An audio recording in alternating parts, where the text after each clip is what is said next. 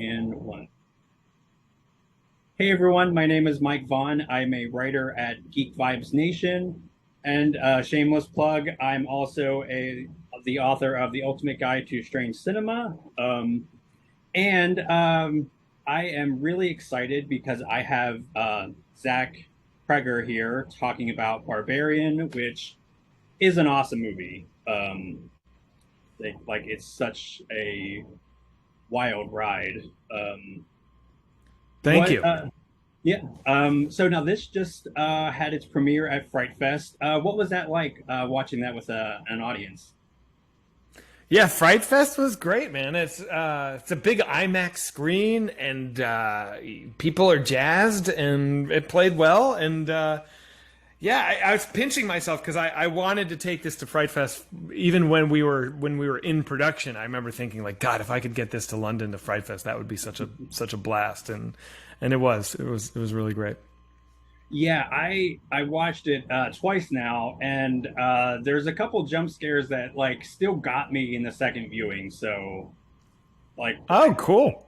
um, also great needle drops. I just wanted to mention like the Donovan deep cut. Yes. Sure. Um, That is a deep cut. I feel like most people don't know that song. and Yeah. it's been stuck in my head all day. So thanks. It's catchy. It's an earworm. um, so obviously you have an amazing career in sketch comedy. Um, Oh, look at that. All right. but was it an interesting pivot to go from comedy to horror?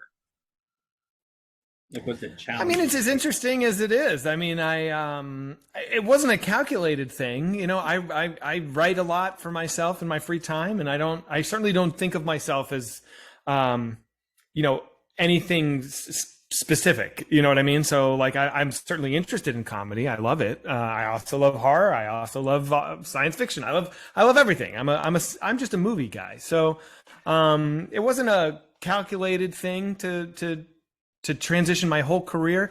I've written a bunch of scripts, man. This was just like one of the ones that I was able to get going. So yeah, I was just grateful to get something I cared about, actually made.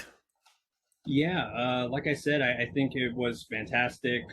Thank Like you. it was so interesting watching it on the second watch, and I'm going to keep this spoiler free, but knowing where you were going with this, it was really interesting to see all the little like foreshadowing and little like breadcrumbs sprinkled out, I think, which is always like a mark of such a great filmmaker that can kind of plant that seed before um, like the big twists. So, Thank you. oh yeah, you're welcome. Now, um, were you the cast is fantastic, so I was kind of like wondering, like, are you a fan of like improv with your actors? Is that something you allow them to do? I am not opposed to it. In this movie, there really wasn't any, except I think Justin improvised his final, and it's like the greatest thing ever. When he's like, I didn't even his final scene after he's done the horrible thing and he's rationalizing it again, and like, I don't want to give a spoiler, but he's like, you started to slip. I didn't even let go. Like, that was all just Justin riffing. But other than that, no, it's pretty much word for word, to my mind. Yeah, he's terrific. Bill Skarsgard's in it, and he's great. Isn't he great? Yeah. Oh yeah, like gosh, I was just so like unnerved that entire like first scene with him. And It's funny because my only direction to Bill was like, don't be creepy. I was like, everyone thinks you're gonna be creepy, so you be nice. You be charming, you be sweet. And he was like on board. He totally got it. But like, that's the beauty of the effectiveness of Pennywise, is that when he opens that door, everyone has decided that guy's bad. You yeah, know, and I knew that. I knew that. So what a blessing to have him. yeah, that's some brilliant casting, and I guess like was he always somebody you had in mind for that specific role then? He was the first person we went to. Hmm. Yeah. Yeah, he kills it. And again, it's this was really difficult because I was trying to keep this like spoiler free because there's so many things. Should we do a spoiler warning? Is that or when are you going to put this out there? Yeah, we can do a spoiler warning. Yeah. Are you going to release this before or after the movie comes out? If it's spoilery, we could do it after the release. So yeah, either ways. It's your call, man. Your call. Yeah. Yeah. Let's jump into. I guess this will be your spoiler warning. All right. If you let me say now, if you have not seen the movie, you're about to ruin it for yourself. And the joy of this movie is the twists and the turns. So you really are undoing the movie if you continue to listen. So stop now, see the movie, come back.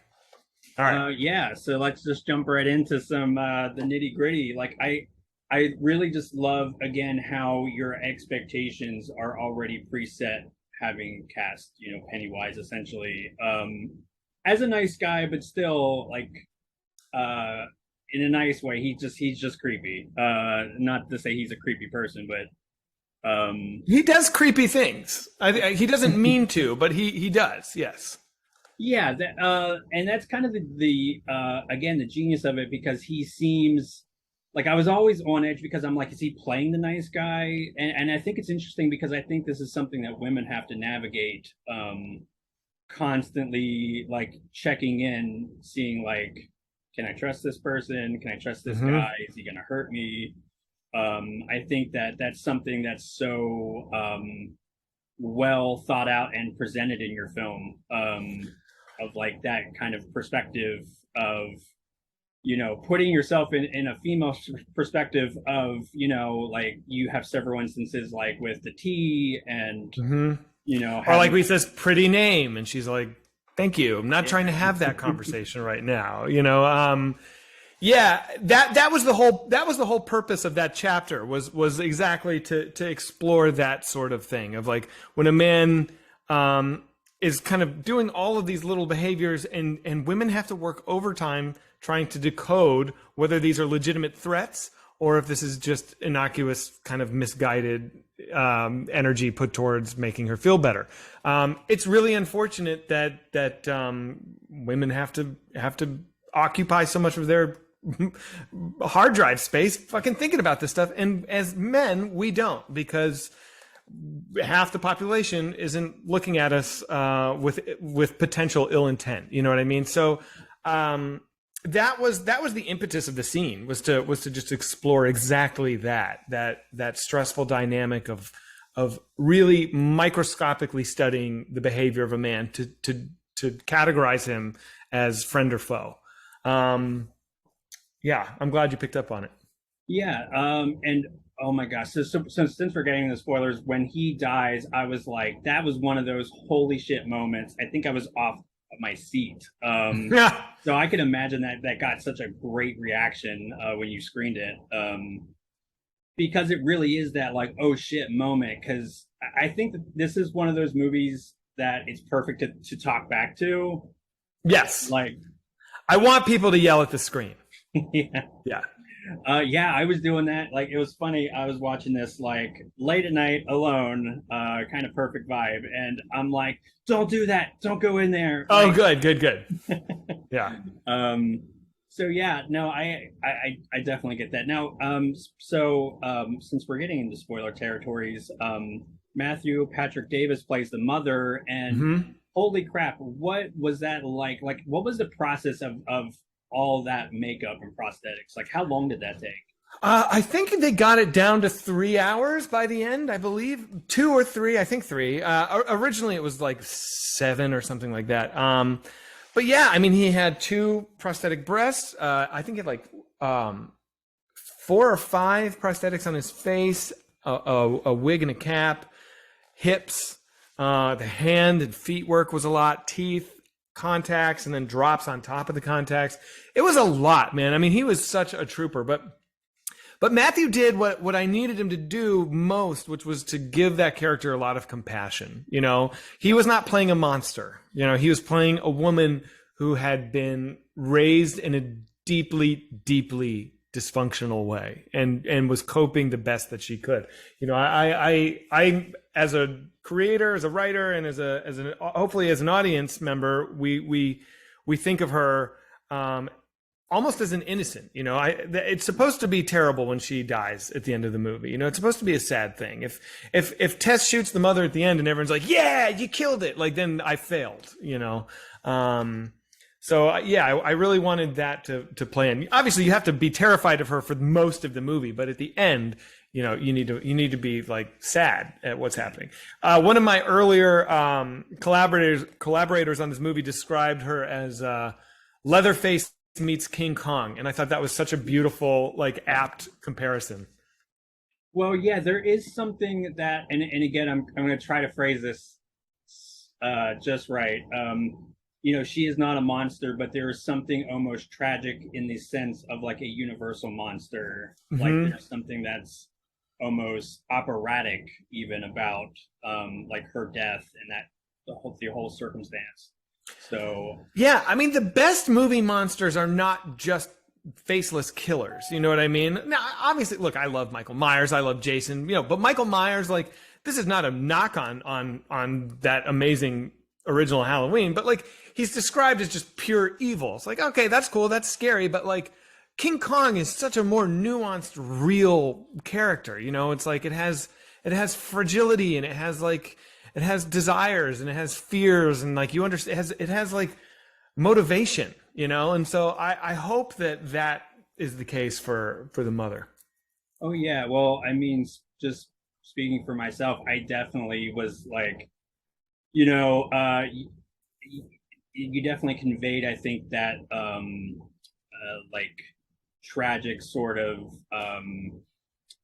again, not monster, but just person with a lot of unfortunate kind of circumstances. And I don't know, it's such a great movie because I think it just balances so many tones just right. You have the horror, you have the comedy. Justin Long is great, I think. Isn't he great? Yeah. He's so brilliant because he's such a piece of crap, his character is, but like, you definitely do, like, you obviously don't sympathize with him completely, but I think you do a good job of having maybe a little bit of a redemption arc for him towards the end. You try. We yeah, that's the path we think we're on. Yeah. Until he blows it. Yeah. Yeah. And that's got to be a tricky line to navigate, because you don't really necessarily want to, and I don't think you do, as far as giving him a pass, because he gets his comeuppance, since we're deep into spoiler territory. But you also he brings a complexity to it that I think is worth having. Yeah, I think so. It's funny, people applaud when he dies in the movie, and that's so satisfying for me. I am not trying to paint that character as a flawed, nuanced. I am to a degree, but like, he's a piece of shit, and at the end of the day, he's a bad guy, and I want us to be on board with what happens to him, and I'm glad that that's the case. Yeah, I was definitely like, okay, yeah, I'm glad that he had to go. Like, yeah. I want people to be upset when the movie has that moment where he's like, his inner seeking finally happens, and he says, I might be a bad person, and we do like this pushing on him, and it's like, it feels, hopefully people are like, is this fucking movie gonna like redeem this guy? Is this guy gonna get like a happy ending? Like, fuck this movie. Like, I want people to say like, fuck this movie a lot, it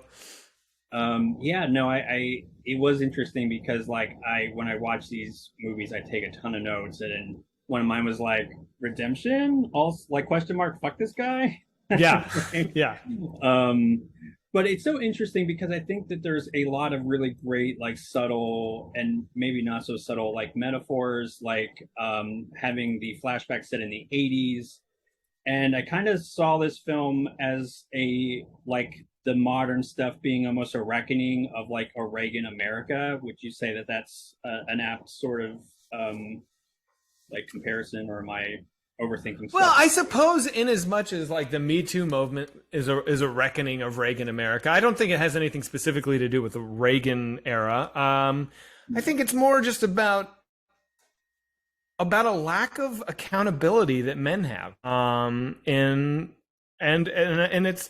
it's this movie's just it's not. I don't want to be like standing on the shoulders of progress that these women have made, but like I wrote it in 2018. This is what was going on in 2018, you know, and it's those are the themes that were in my mind for certain, and so yeah, it is about that for sure, but it's you know it's also a big silly horror movie, but Yeah, like I was kind of interesting because I was thinking that in the sense of like you know the economy and how you know the big part of this is like gentrification and whatever the opposite of that is with the house being white flight. Yeah. Yeah. So, no, I mean, again, I think, you know, as you say, it kind of does a dual purpose of it's very thoughtful, but also it's, you know, it's a fun horror movie. Like I had fun yelling at the screen and being like, you know, Yeah. really. And if that is all that some people take away from this movie, that it was fun and funny and scary, great. All good. Yeah. You know, no problem. If other people watch this movie and on the drive home they have a big conversation about you know the subtext, great. I'm happy that is there. I don't want this movie to have an agenda other than to be entertaining, but I'm more than happy for people to have the conversations that it's having. Yeah, and I think the one thing that's really nice is I don't ever feel like it's preachy. Like I feel like the subtext is just a bonus and you know it's wrapped in this really fun very thoughtful horror film. So Yeah, thank you. That's the goal. yeah, well, you definitely nailed it, I think. Thank So you. it looks like I need to wrap up, but I just wanted to ask really quick, what's your next project? I think I saw that you have an animated project called Mars. Is Oh, so yeah, so The Whitest Kids You Know, Mars is our feature film, and we were very lucky to have recorded all of Trevor's stuff before he passed. So it is going to be, you know, it's something we were working on for a long, long time, and it should be done in a couple of months, and we should get that bad boy out there into the world in 2023, I hope. Oh, nice. That's awesome. Yeah. Well, I hope I can cover that. That sounds awesome. Yeah, absolutely, man. Reach out. Yeah, like I thank you so much. I really appreciate your time. And the movie comes out, well, I guess by the time this comes out, it'll be already out, September 9th. So absolutely check it out. It is amazing. Scared the crap out of me. And Oh, good. so thank you so much. Thanks for having me. I appreciate it. Yep. Have a good All one. right, man. Take care. Bye.